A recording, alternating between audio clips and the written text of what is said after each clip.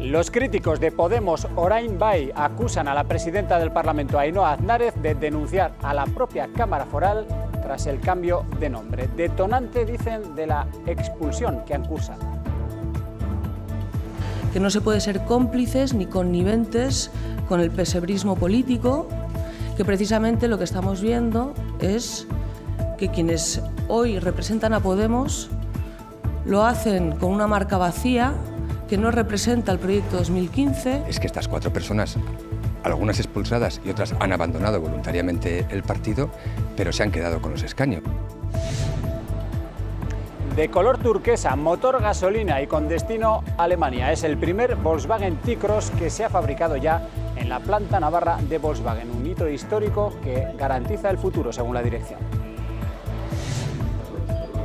Y estas son las esperanzas y los deseos de todos los años en el día previo al sorteo de la lotería más esperado, el gordo de la Navidad. En espera de lo que venga mañana, cada navarro jugará 54 euros.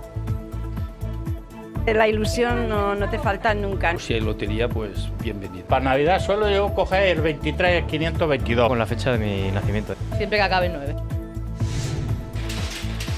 Y vean esto, ¿saben qué es? Pues es el secreto mejor guardado de la tómbola de Cáritas. Son los boletos que se van a vender el próximo verano y que ya se están imprimiendo. Ahora estamos imprimiendo boletos de reúna y de sorteo. ¿Por qué no podemos imprimir boletos de premio directo? Porque todavía no los hemos comprado, pero ya estamos comprándolos. Enseguida, ya en un par de meses, estarán todos comprados, por lo menos pedidos, no habrán llegado al almacén. 25 de abril, en el Navarra Arena, un mito de la música, Bob Dylan, estará en Pamplona el año que viene.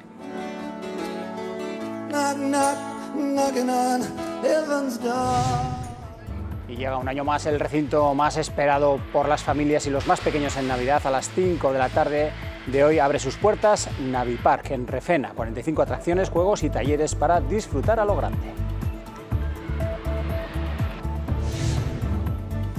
Pues los socios del club Chiqui Panda de esta casa entran gratis al Navipark. El club está de enhorabuena, acaba de alcanzar 1000 socios de un programa que se puede ver cada viernes a las 8 en Navarra Televisión.